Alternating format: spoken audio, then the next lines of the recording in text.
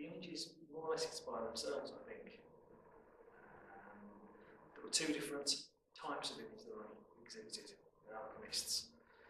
One type were portraits which are studio taken and superimposed onto fairly incongruous backgrounds, and the other lot were images that were taken on the Isle of Egg in the Hebrides, which were organic or found items that I just happened to think suited the process.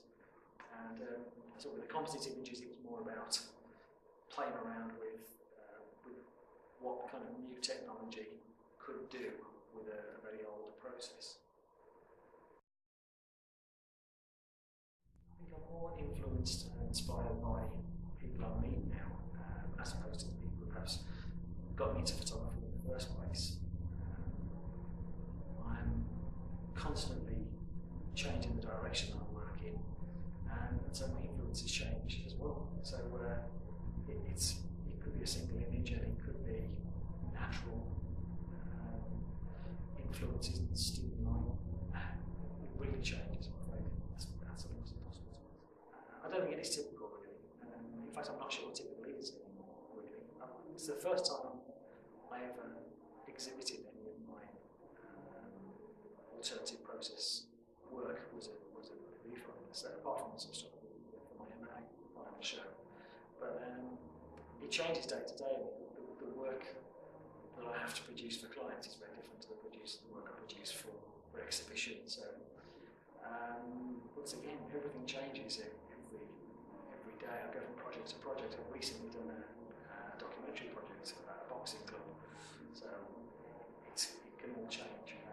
But I do very much like this process, or these processes, cyanotypes and bichromate, and I'll continue to produce work with using these techniques.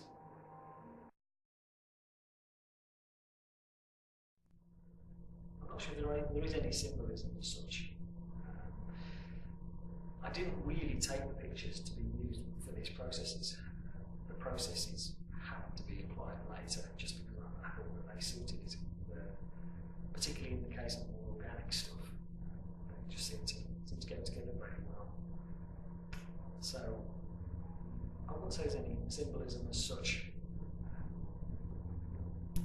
I think you can probably read your own symbolism into all of it, really, but especially the portraits. There's probably a little bit of a story there, but I'll probably leave it to the viewer to work out what that is. All of the images that I used in Alchemists were shot on a digital SLR. They were edited in the normal fashion, and then a negative was produced on acetate, and I used that acetate to create gum bichromate prints.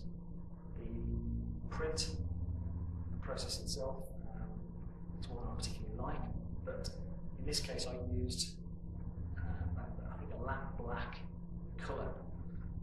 The pigment here was lamp black watercolour paint, which just gave, I think, the best sort of contrast.